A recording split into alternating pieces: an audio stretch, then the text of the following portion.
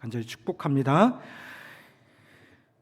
저는 오늘부터 거룩에 관한 말씀들을 같이 나누려고 합니다.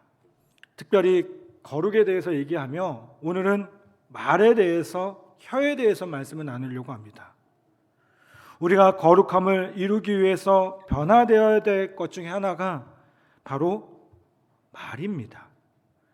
오늘 우리가 읽은 야고보서 3장 1절부터 12절까지 말씀은 이 말의 사용에 대해서 확실하게 설명하고 있는 말씀입니다. 야고보는 오늘 말씀을 통해서 영적인 성숙이 혀의 사용을 통해서 증명된다는 사실을 이야기해 줍니다. 오늘 본문에 보면 이 말에 대한 기본적이고 강력한 원리를 살펴볼 수 있음을 보게 돼요. 먼저 혀라는 것은요, 말이라는 것은 길들이기 어려움을 이야기합니다. 야고보는 선생이 되려는 자들에게 특별한 조언을 아끼지 않습니다. 1절에 보면 이렇게 말씀합니다. 내 형제들아, 너희는 선생된 우리가 더 큰 심판을 받을 줄 알고 선생이 많이 되지 말라라고 말씀합니다. 여러분, 선생이라는 위치, 그 위치는 어떻습니까?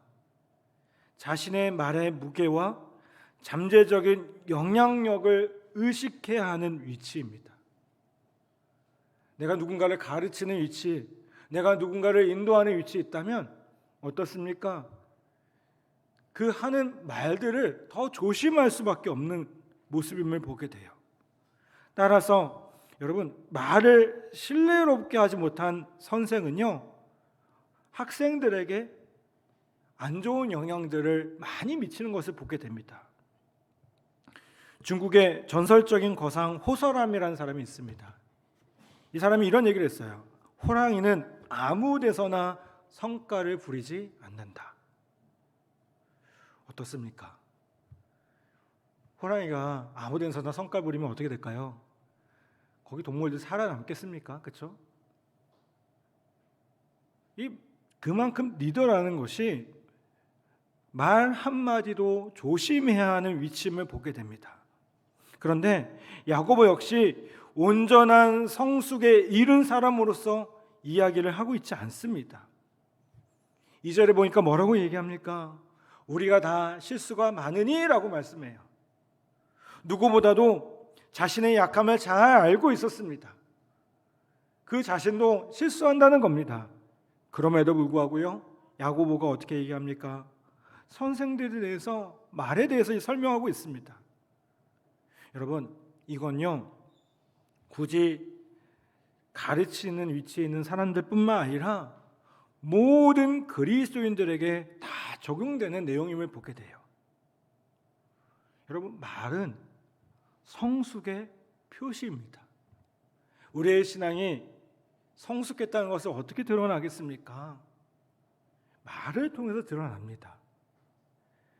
사실 교회 안에서 생기는 문제가 대부분 뭐 때문에 생길까요? 말 때문에 생기는 경우가 참 많아요. 또 초신자보다는요, 중직자들이나 직분자들이 한 말 때문에 생기는 경우가 많습니다. 이 말은 저도 실수하지 않는다는 얘기 절대 아닙니다. 저도 실수합니다. 저 역시 그냥 생각 없이 그냥 툭 내뱉는 말 때문에 성도들의 마음을 아프게 한 적도 있었고요, 어려움을 줬던 경우도 있습니다. 여러분, 혀를 어떻게 사용하느냐는요, 우리의 영적인 위치를 분명하게 보여줍니다. 이 야고보 사도는 1장 26절에서 그리스도인이라고 자처하면서도 혀에 재갈을 물리지 못하는 사람은 자신을 죽이는 자라라고 했습니다. 물론 예수님 외에 누구도 혀를 완벽하게 제어하지 못합니다. 그러나 여러분, 말하는 것을 조심하기로 작정하셨으면 좋겠어요. 혀를 다스리는 것을요, 훈련하기로 작정하셨으면 좋겠습니다. 그리고 여러분, 우리는 그리스도의 것이잖아요. 아멘. 우리가 그렇게 결단할 때 그분의 모습으로 빚어지기 시작할 것이고요. 여러분, 이 거룩한 말을 위한 싸움은 단기전이 아니라 장기전이고요. 날마다 끊임없이 계속된다는 사실을 다시 한번 기억하는 우리 모두가 되기를 간절히 바랍니다. 두 번째로 오늘 본문을 통해서 우리가 다시 한번 생각해 볼 수 있는 게 무엇일까요? 이 혀라는 것이 작지만 강하다는 거예요. 야고보서 3장 5절부터 3절부터 5절까지 보면 야고보는요 아주 생생한 예를 두 가지 듭니다. 첫 번째는 혀는 말의 입에 물린 재갈과 같다라고 이야기해요. 여러분, 이 작은 장치가 말의 엄청난 힘과 에너지를 제어하고요, 말에게 가야 할 방향을 제시합니다. 야고보는 삶의 모습에서 이런 모습들을 자주 봤을 거예요. 왜요? 흔했잖아요. 지금은 우리가 말을 보기가 쉽지가 않지만 당시에는 어땠을까요? 그냥 보면 말이 흔했을 거예요. 튼튼한 로마 군대의 기마들을 보았을 것이고요, 정차 경주에 관해서도 들었을 것입니다. 두 번째로는요, 혀가 뭐와 같냐면 배의 키와 같다라고 말을 합니다. 고대에서는요 큰 배가 없어서 지중해를 건너 로마로 바울을 이송한 배는요 정원이 한 276명 정도 되었다고 합니다. 오늘날 대형 크루즈 여행선은 여러분 몇천 명을 태우잖아요. 여러분, 그런데 이처럼 거대하고 육중한 배도 결국 어떻게 될까요? 여기 해군도 계시니까 잘 아시죠? 배 뒤에 달린 배의 크기에 비해서 너무나도 작은 키 하나로 방향이 결정이 됩니다. 혀도 마찬가지입니다. 말이라는 것이 어떻습니까? 여러분, 이게 작지만 그 힘이 상상도 못할 만큼 엄청나다는 겁니다.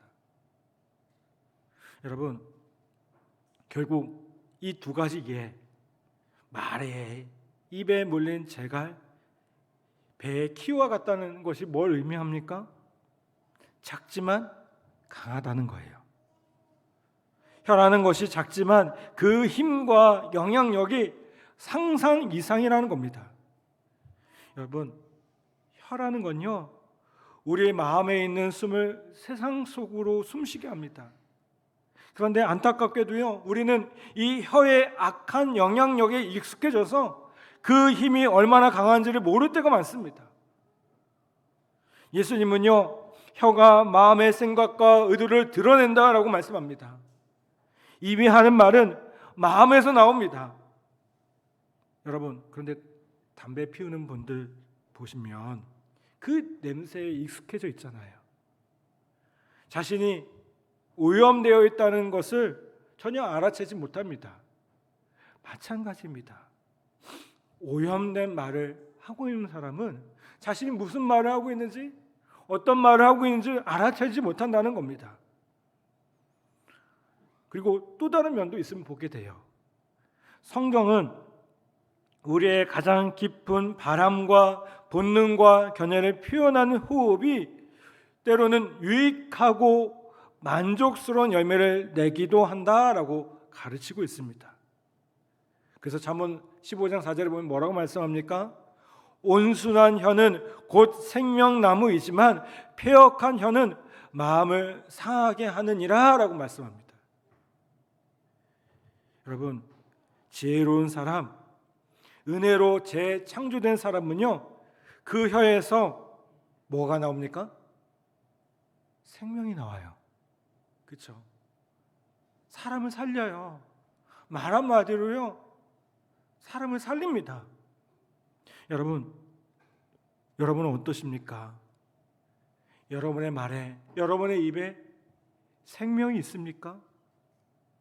아니면 그 혀를 갖고, 그 입을 갖고 다른 사람의 마음을 상하게 하고 있지는 않습니까? 여러분, 문제는 혀 자체가 아닙니다. 말 자체가 아니에요. 혀는요, 마음과 밀접한 관계가 있다는 겁니다. 말 실수할 수 있습니다. 그런데 여러분, 반복된 실수는 뭔가요? 그 실수 아닙니다. 우리의 마음을 점검하셔야 돼요. 우리가 어떤 마음으로 말을 하고 있는지를 우리의 마음을 점검하셔야 된다는 겁니다. 여러분의 마음이 정말 십자가의 은혜로 변화되었는가? 내 마음이 십자가의 은혜로 변화되어져서 내가 그런 말을 드러내고 그리스도의 정말 향기를 풍기고 있는가? 다시 한번 점검하는 우리 모두가 되기를 간절히 바랍니다. 이제 6절부터 8절까지 보면 말의 힘을 생각해 볼 수 있는 표현들이 나옵니다. 6절 보면 불이 나옵니다. 작은 불이요 온 숲을 파괴합니다. 날카로운 한마디 어설픈 농담 하나가 도저히 끌 수 없는 불을 붙이기도 합니다. 말은 삶을 태우고요 파괴하는 힘이 있다는 겁니다.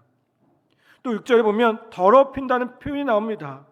혀는 우리 지체 중에서 온몸을 더럽히고 라고 말씀합니다. 여러분, 사람들은 결혼식 같은 데 이렇게 참석할 때 보면요 옷에 많은 신경을 쓰잖아요. 그냥 아무렇게나 입고 갑니까? 아니지 않습니까? 특히 자신이 주인공이라면 어떻습니까? 더 신경을 씁니다. 그런데 작은 문제라도 생기면 모든 것이 엉망이 됩니다. 작은 얼룩이라도 생기면요 이 모든 것이 엉망이 되죠. 말도 이와 같습니다. 여러분, 아무리 큰 은혜를 받았더라도 이 혀를 제어하지 못하면 부주의한 말 한마디 때문에 받았던 그 모든 은혜를요 순식간에 엎지르고 마는 것을 보게 됩니다. 여러분, 은혜는 부서지기 쉬워요. 그러므로 은혜가 무너지지 않도록 우리의 혀를 잘 지키는 우리 모두 되기를 간절히 바랍니다. 8절에 보면 혀는 또 뭐라고 얘기합니까? 쉬지 않는 악이다. 쉬지 않는 악이라고 표현돼요. 거듭나지 못한 혀는요 자신을 변호하기 바쁩니다. 그리고 타인을 신속하게 공격하며 그들을 굴복시키려고 안달합니다. 악한 혀는요 언제나 악한 말을 합니다. 여러분, 이런 면에서 보면 제어되지 못한 혀는요 마치 뭐와 같냐면 사탄과 같아요. 사탄은 우는 사자와 같이 삼킬 자를 찾고요 자꾸만 넘어뜨리려고 하잖아요. 여러분, 사탄의 다스림을 받는 혀 역시 어떻다고요? 똑같다는 겁니다. 그리고 또 뭐라고 얘기합니까? 죽이는 독이다. 로마서 3장 13절에 보면 그들의 목구멍은 열린 무덤이요 그 혀로는 속임을 일삼으며 그 입술에는 독사의 독이 있다라고 말씀하고 있어요. 여러분, 그런 혀가 다스리는 삶은 어떻게 될까요? 갑자기 또는 서서히 무너져 갑니다. 검보다 강한 것은 펜이고요. 이 펜이란 결국 뭘까요? 말 아니겠습니까? 아무리 무서운 무기보다 말로써 사람을 죽이는 것이 더 쉬움을 보게 됩니다. 여러분, 우리 안에도 이런 일들이 많음을 보게 돼요. 예수 믿지 않은 사람들만 그러는 것이 아닙니다. 그리스도께서 피 흘려 사신 형제 자매를 어떻게 합니까? 깎아내리고 하찮게 여기고 때로는 그들을 어렵게 하는 모습들이 많음을 보게 됩니다. 로버트 머레이 맥체이는요 동료 그리스도에 관한 좋은 말을 할 수 없다면 차라리 아무 말도 하지 않겠다라고 결심합니다. 좋은 말을 하지 않는다면 아예 말을 안 하는 게 낫대요. 마틴 로이드 존스의 그 로마서 강해를 보면요, 로마서 3장을 강의하면서 이렇게 말을 합니다. 이제 바울은 지적합니다. 율법이 우리에게 무엇을 말하는지 깨달을 때 모든 일이 막힙니다. 우리는 말을 잃습니다. 우리가 말을 잃지 않는다면 그리스도인이 아닙니다. 우리가 그리스도인인지 아닌지 어떻게 합니까? 말을 멈추는지 보면 압니다. 비그리스도인의 문제는 계속 말을 한다는 사실입니다. 어떤 사람이 그리스도인인지 아닌지 어떻게 합니까? 그의 입이 닫혔는지를 보면 됩니다. 저는 이러한 복음의 솔직함을 좋아합니다. 사람들은 입을 닫거나 막아야 합니다. 우리가 입을 다물고 입을 막으며 말을 잃고 할 말이 전혀 없을 때 비로소 그리스도인이 되기 시작합니다. 여러분, 이 말은 아무 말도 하지 말라는 얘기 절대 아닙니다. 오해하시면 안 돼요. 우리가 주님 앞에 섰을 때 우리가 우리의 입술을 가지고 함부로 했던 그 모습들을 보면서 우리의 말을 점검해야 된다는 거예요. 여러분, 그리스도께로 돌아선 사람에게는요, 분명히 뭔가 달라요. 그렇지 않습니까? 아멘. 스스로 완벽하다고 생각하는 사람이 겸손해집니다. 우리의 타고난 교만이 꺾입니다. 혀는 우리의 중심에 경건하지 못한 욕망이 보여주는 가장 확실한 눈꼽임을 보게 됩니다.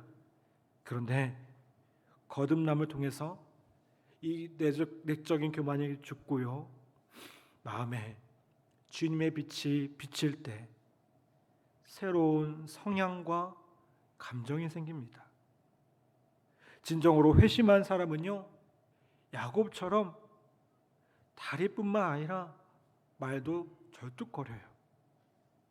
마음을 정복하면 혀가 침묵하게 됩니다. 내면의 겸손이 겉으로 표현합니다.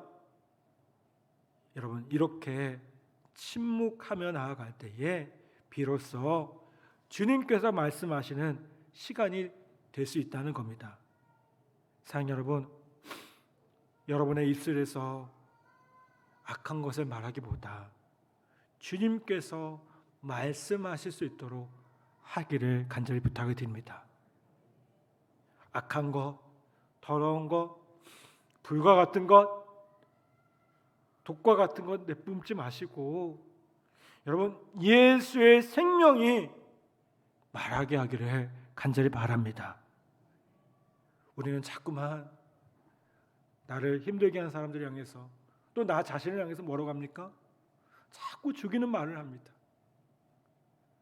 여러분, 그렇게 하지 마시고 입술에 파수꾼을 세워서 예수님이 말씀하게 하는 귀한 은혜가 있기를 간절히 바랍니다. 8절부터 12절까지 말씀을 제가 다시 한번 봉독해 보겠습니다. 혀는 능히 길들일 사람이 없나니 쉬지 아니하는 악이요 죽이는 독이 가득한 것이라. 이것으로 우리가 주 아버지를 찬송하고 또 이것으로 하나님의 형상을 지음받은 사람들을 저주하나니 한 입에서 찬송과 저주가 나오는도다. 내 형제들아, 이것이 마땅하지 아니하니라. 샘이 한 구멍으로 어찌 단물과 쓴물을 내겠느냐. 내 형제들아, 어찌 무화과나무가 감람열매를, 포도나무가 무화과를 맺겠느냐. 이와 같이 짠물이 단물을 내지 못하느니라. 아멘. 여러분, 우리는 왜 어떻게 창조되었나요? 하나님을 찬송하고 하나님께 영광 돌리도록 창조되었습니다. 아멘. 한번 다시 합시다. 우리는 하나님을 찬양하기 위해 창조되었습니다. 아멘. 오늘 우리 예배 때 주님을 찬양했습니다. 찬양하는 게 뭡니까? 주님을 높이는 겁니다. 주님, 내가 주님만을 높입니다. 근데 이 입으로요, 찬송하는 동시에 하나님의 형상으로 지음받은 자를 생각 없이 판단하고 저주한다면 여러분, 이거 뭡니까?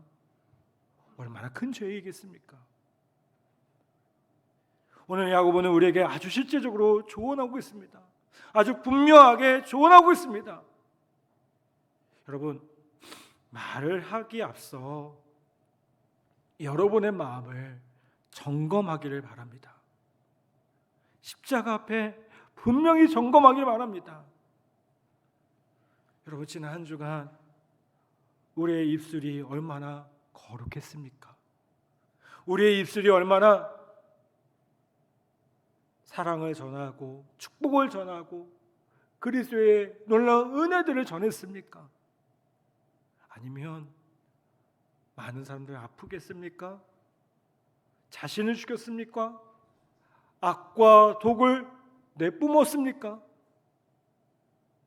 여러분, 이 시간 우리가 찬송하고 기도하죠. 주님을 높입니다. 주님께 기도합니다. 그런데 지난 우리의 입술을 보면 실수하고 다른 사람들을 힘들게 했던 그 모습들을 보면서 얼마나 모순된 우리의 모습들을 발견합니까? 다윗은요, 자신의 입술이 얼마나 죄악된 것인지를 깨달았습니다. 그래서 이렇게 기도합니다. 시편 141편 3절에 보면 이렇게 말씀합니다. 여호와여, 내 입에 파수꾼을 세우시고 내 입술의 문을 지켜 주소서. 한번 따라서 봅시다. 여호와여, 내 입에 파수꾼을 세우시고 내 입술의 문을 지켜 주소서. 아멘. 여러분, 이 한 주간 여러분의 입술 가운데 주님께서 파수꾼을 세워주셔서 입술을 지켜주시고 주님의 거룩한, 주님 안에서 거룩한 삶을 살아가는 우리 모두 되기를 간절히 바랍니다. 명절입니다. 명절이 다가옵니다. 명절 때 어떤 얘기를 하시겠습니까? 여러분, 그리스도인다운 말을 할 수 있길 부탁을 드려요. 괜히 필요 없는 말 해가지고 상처 주고 싸움 나게 하지 마시고 정말 주님의 마음으로 그 말들을 선한 영향력을 끼칠 수 있는 우리 귀한 성도들 나야 되기를 간절히 바랍니다. 명절이라는 게 지금까지 인도하신 하나님께 감사하는 시간들입니다. 아멘. 여러분, 그 감사의 말들을 많이 하셨으면 좋겠고요. 우리 만나는 가족들에게 축복의 말, 코로나라는 이 시간들을 얼마나 어렵게 이기고 왔습니까? 얼마나 어렵게 살아오셨습니까?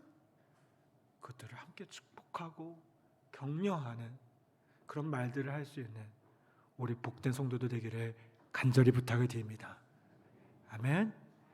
여러분의 입술을 통해서, 여러분의 말을 통해서 주님의 사랑과 은혜와 그 놀라운 것들이 더 아름답게 풍겨져 나가는 귀한 은혜가 있기를 간절히 축복합니다.